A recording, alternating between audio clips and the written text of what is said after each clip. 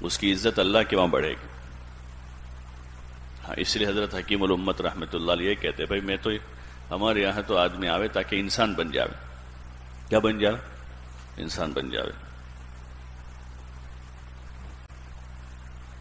اور انسان ان صفتوں کے ساتھ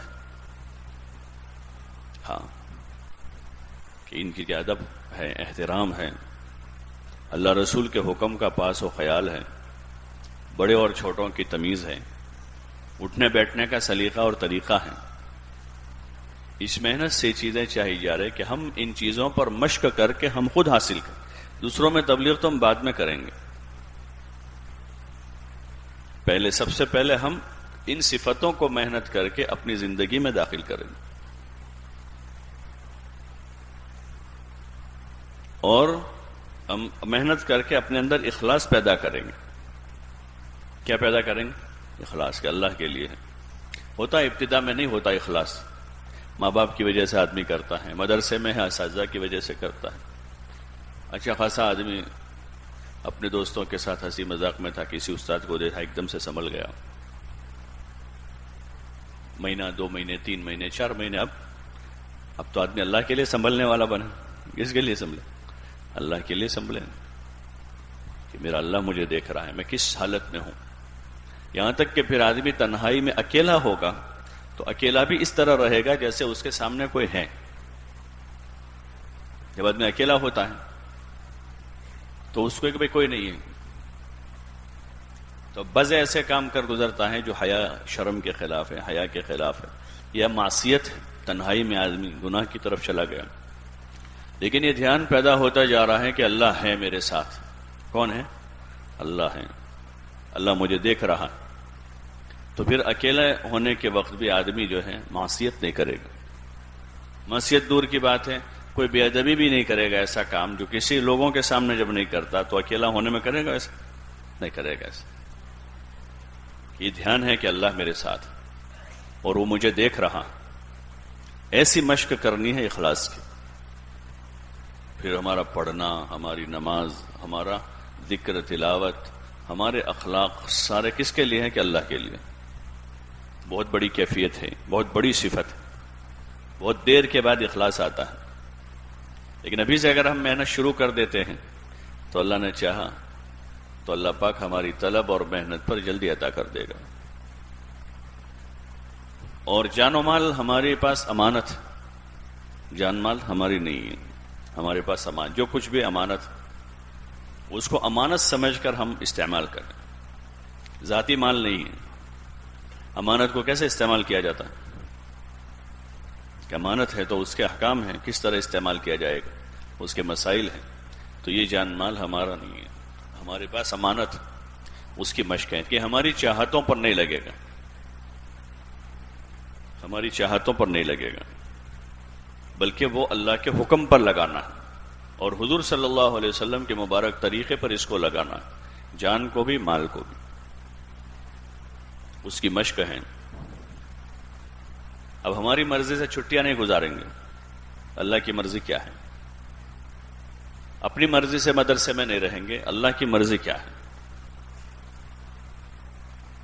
دن میں پڑھائی ہے، رات کا وقت اللہ نے دیا تو اللہ کی مرضی کیا ہے رات میں؟ اس کو امانت سمجھیں گے کہ منشا خدا بندی کے خلاف نہ ہماری جان لگے نہ مال لگے. امانت ہے ہمارے پاس. اس کی مشق ہے مدرسے میں رہتے ہوئے 24 گھنٹے کہ ہماری جان و مال صحیح جگہ لگے، غلط جگہ پر نہ لگے، بلکہ افضل سے افضل جگہ پر لگے، مفضول جگہ پر بھی نہ لگے. ابھی سے اس کی مشق ہو.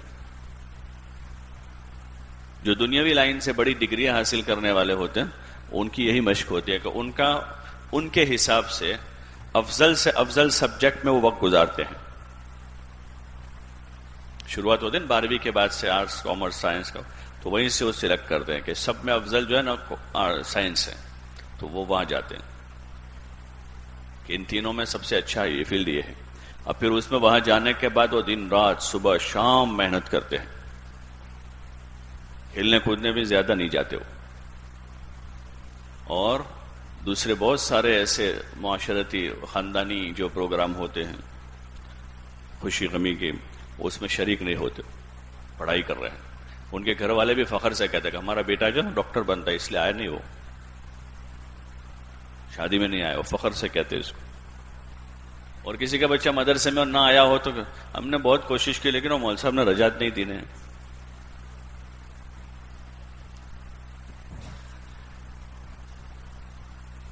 تو وہ ان کی نظر میں وہ اہم کام ہے. کون سا؟ اس کے میڈیکل سائنس میں پڑھ رہا ہے تو بڑا اہم کام ہے وہ اس سے بہتر کام ہے کہ وہی لگا رہے، وہ یہاں نہ آئے. ابھی ویکیشن میں اس کو کہتے بیٹا وہی رہنا، ابھی محنت کر لینا، کوچنگ کر لینا، تو ویکیشن تو یہاں بھی گزر جائے گا تمہارا. اس کو کہتے کہ کوچنگ کرنا برابر ہوا، محنت کرنا. جب وہ بہت ضد کرتا ہے وہاں سے آنے پھر کہتا ہے ٹھیک ہے پھر اگر تجھ کو آنا ہو تو، باقی ہم تو کہتے ہیں وہی رہو. کیونکہ انہوں نے اس کو افضل بہتر کام سمجھا ہے. ہم کوشش کریں کہ افضل سے افضل کاموں میں لگے رہیں. تعلیم کے اوقات میں تعلیم میں ہیں، عبادت کے وقت میں عبادت میں ہیں، اور آرام کے وقت میں آرام میں ہیں، کھانے پینے کے اوقات میں وہاں پر ہیں. لایانی کی عادت نہ بنائیں، لایانی کی عادت نہ بنائیں، کیونکہ اس کا کوئی حد نہیں ہے. آپ کرتے ہی جاؤ کرتے ہی جاؤ، کوئی حد ہے اس کا؟ ہاں، اس کی حد سے پھر گناہ شروع ہوتے ہیں، وہاں سے پھر گناہ شروع ہو جاتے ہیں. وہ دونوں ملی ہوئی بارڈر ہے ان دونوں کی. آدمی لایانی کا عادی ہوا ہے، اب وہ گناہ کی بارڈر میں حد میں داخل ہو جاتا ہے، اور پھر گناہ اور شہوتوں کی کوئی حد نہیں، پھر آگے آ جاتا جائے آدمی، کبھی پوری نہیں ہوتی. تو اس لیے افضل سے افضل کاموں میں لگنا ہے. تعلیمی اوقات میں تعلیم میں لگنا ہے، آرام کے وقت میں آرام کر لینا ہے، کھانے کے وقت میں کھانا کھانا ہے. نمازوں کے اوقات میں اہتمام کے ساتھ نماز ادا کرنی ہے، اہتمام کے ساتھ.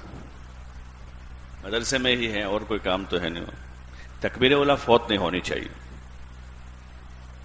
یہ تکبیر اولا کے ساتھ جتنا ہو صف اولا میں اہتمام کریں. جتنا ہو سکے 5-10 منٹ جلدی آ گئے، کوئی معمول ہے، کچھ پڑھنا ہے تو وہیں جا کے پڑھ لیں.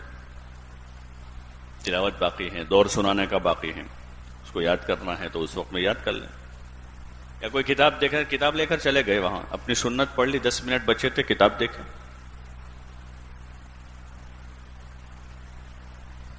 اہتمام عمل کی عادت بنے گی اس سے، نماز میں پابندی کرنے کی. اور فرائض جو ہے وہ اصل بنیاد ہے، اس میں کمی نہ ہو، اور خصوصاً نماز میں کمی نہ ہو. اور اس کے نماز کی سنتیں، نماز سے پہلے، نماز کے بعد. بہت زیادہ لمبی نفلوں کی عادت اس زمانے میں جو ہے وہ تعلیم پر اثر پیدا کرتی ہے. باقی اتنا وقت تو ہمارا آتے جاتے یہاں چائے میں، ناشتے میں، اس میں گزر جاتا ہے، جتنی دیر میں اوابین ہو جاتی. مختصر اوابین پڑھ لے آدمی، کیا جاتا ہے. درسگاہ پہنچتے پہنچتے ویسے بھی یہ پڑھ کر اگر سیدھا درسگاہ پہنچے گا تو انشاءاللہ بغیر پڑھے ہوئے جو جا رہے ہیں ان سے پہلے پہنچ جائے گا. وہ کہیں ٹھہر گئے، کسی سے بات کی ہے، کیا ہو گیا اتنے میں تو. لیکن ابھی سے عادت بنی ہے عبادت کی.